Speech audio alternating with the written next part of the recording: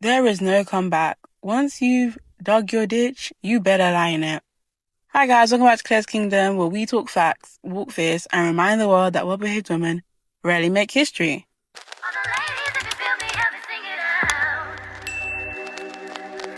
So today we are talking about the spinning the block of men, women, friends, family members. We're going to be talking about all that stuff. This 2026, let it be the year of maintaining your strong boundaries, maintaining your high standards, because what I found, especially this collective, this group of people under my voice right now, you've probably gone through so many life experiences, transformations, glow ups, leveling up. You're probably intentionally working on your life, because if you're listening to this, you're probably someone that intentionally seeks to improve their life. And I don't know about you guys, but 2025 was a very hard year for me in terms of losing friends, losing family connections, cutting people off, just being so isolated, being so, I was betrayed, I was rejected, I was shamed, I was left behind, I was discarded and all that stuff.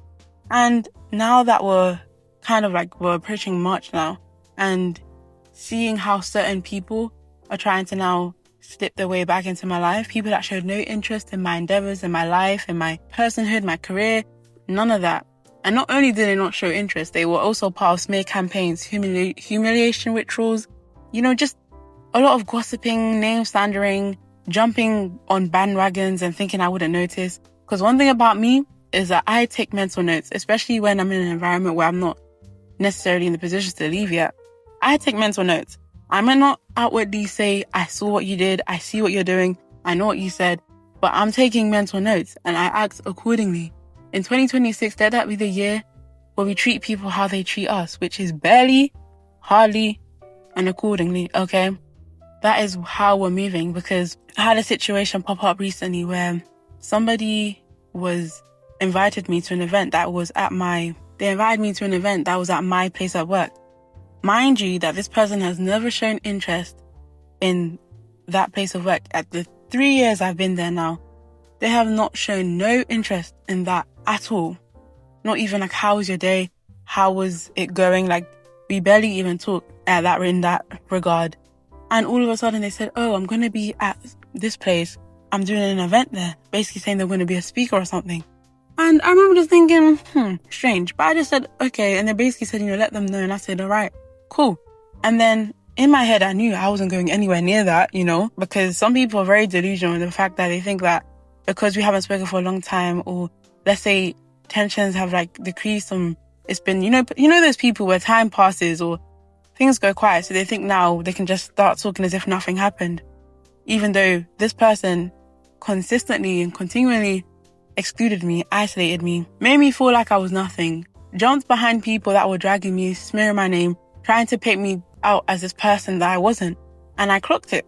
And they probably think because I'm quiet, because I don't express it, they think I'm just, dumb, or I don't.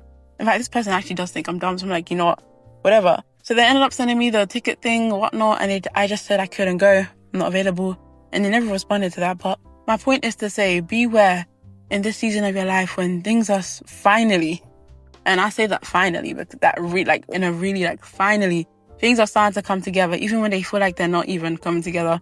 From the outside, people are looking at you and see God's hand on you. They see how your life is just coming together, or they see the potential, they see the purpose, and they're going to try wiggle their way back in. They're going to try act as if they weren't part of the people that were trying to drag you down, as if they weren't part of the people that were smearing your name, that were supporting people that were literally humiliating you, to anyone that would listen. And that was my life for most of 2025. Even close people, relatives, blood was doing that to me. And no one took a stand for it. And I will never forget that. And not in a grudging way, just in a way to know that one day, these people, I know they're going to turn around and say, this is my whatever. And try to act as if they were on my side the whole time. And in reality, they weren't.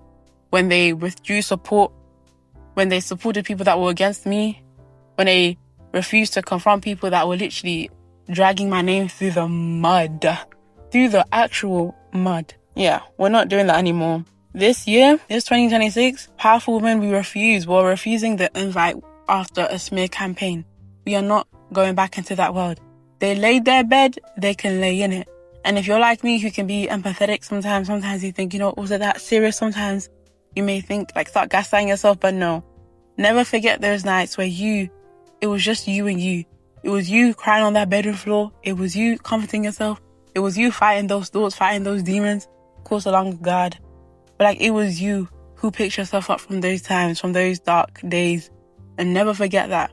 Just because these people all of a sudden want to start acting right, want to start behaving, don't believe it, because even then, at the right time, or even at the wrong time, whatever, they will switch up on you. Once someone has shown you that they are against you, believe them. Believe them, guys. Believe them. Let me draw that into your head. When someone shows you who they are, I don't care who they are to you. I don't care if it's a sibling. I don't care if it's a parent. I don't care if it's your pastor, your friend. Believe them. People think that their blood or relatives or family are above betrayal or above, these things. But even look at the Bible. Cain and Abel were literally brothers. And Cain still unalived his brother out of jealousy, out of envy, out of pure hate and malice. So don't ever think anyone is above these antics. When people show you who they are, believe them. There is no comeback. There is no second chance or third chance or fifth chance. Or at this point, God knows what chance we're on.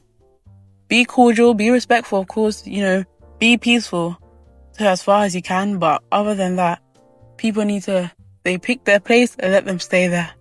If you weren't with me at the bottom, you sure ain't gonna be with me at the top. Period. Yeah, so I hope you guys enjoyed that. Comment down below if you can relate, or if you, experience this in any capacity in your lives, which I'm sure you have if you've listened this far. But yeah, I'll see you guys in the next one. Bye.